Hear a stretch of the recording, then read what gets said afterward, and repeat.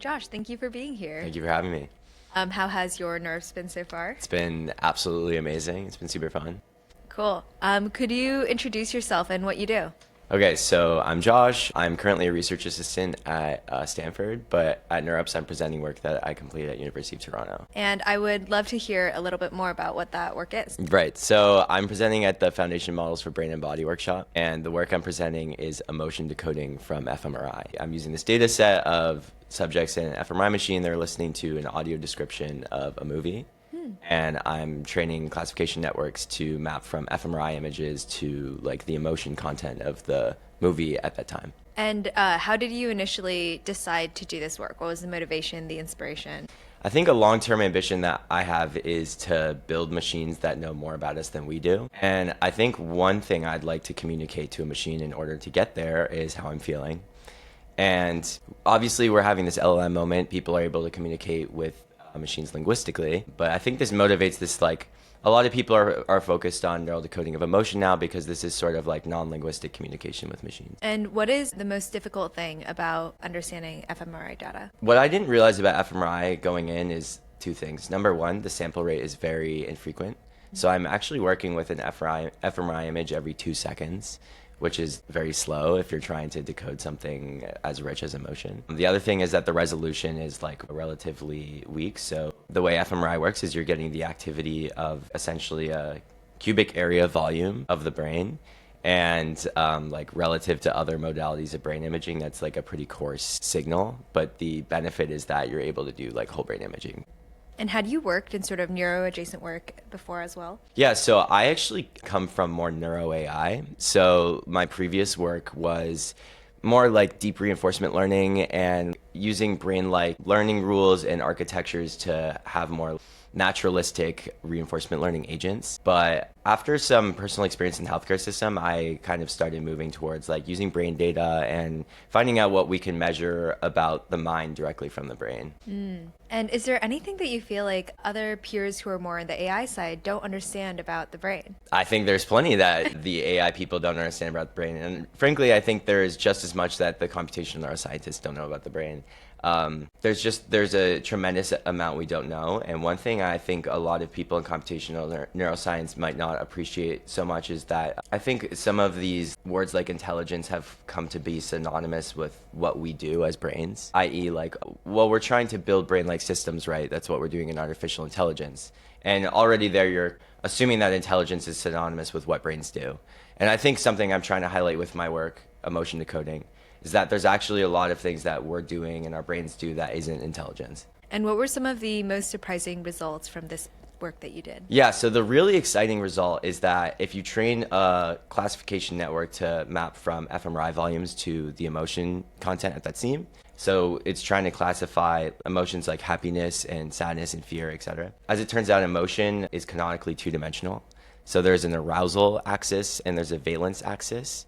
Arousal is how intense the emotion feels, and valence is how good it feels. And the cool thing is that our classification network kind of gets those axes for free. So if you do dimension reduction on the hidden activations of our classification network, you're able to measure valence and arousal before you like classify the emotion. And so what the effect is that you can project your different subjects' arousal valence responses over the whole audio description to this arousal valence space, and the geometry of emotion in that space is actually very interpretable. So one really, really exciting result for me is that about half of the people, love gets projected right on top of sadness. And for the other half of people, love and sadness are like decoupled. And the reason for this is that love, it's actually not an emotion, it's something you're taught. And so it's highly variable between individuals. Another thing you can pull out is that fear is very consistent, and it's super easy to classify for that reason. Like fear is something that is more like evolutionarily built in. Exactly, yeah.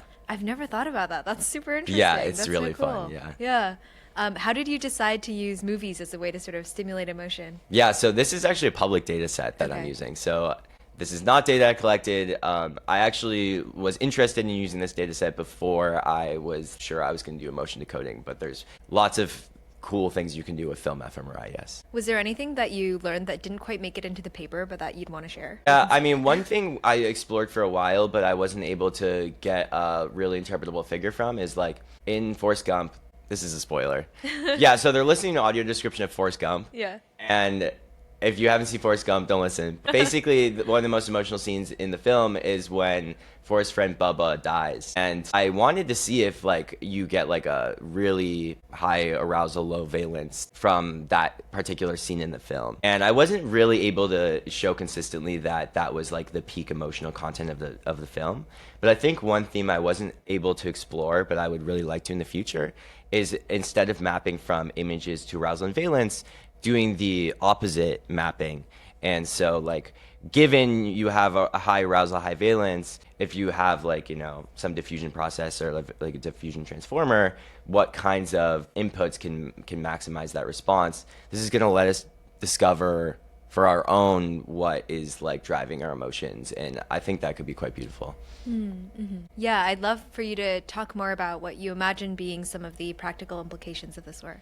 Yeah, so I think I have two visions for the practical implications of this work. One is pretty immediate. So I'm actually heavily inspired by the blood draw from I know of the blood draw from oncology, for example. I'm sure it's used in other healthcare disciplines, but in oncology, you will have a blood draw and they'll count your like blood cell types, and then they'll measure you relative to a population norm.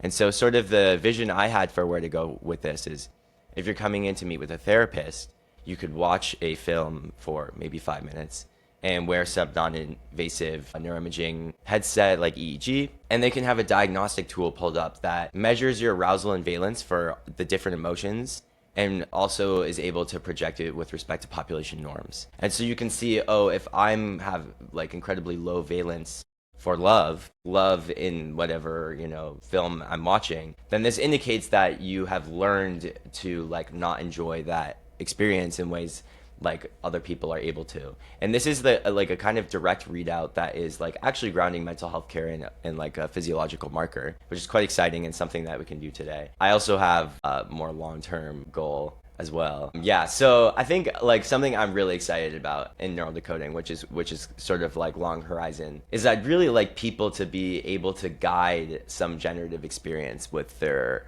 neuroimaging data.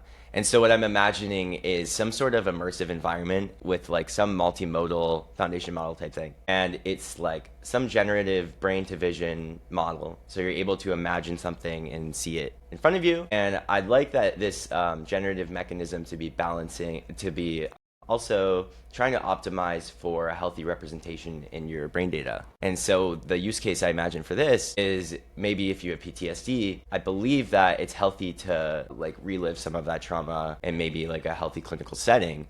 Well, if you're in this like sort of generative feedback loop, then you'd be able to balance the like healthy neuroimaging signal with sort of like your reliving and your guiding of your own journey through that. And that's sort of something I'd love to see at some point, yeah.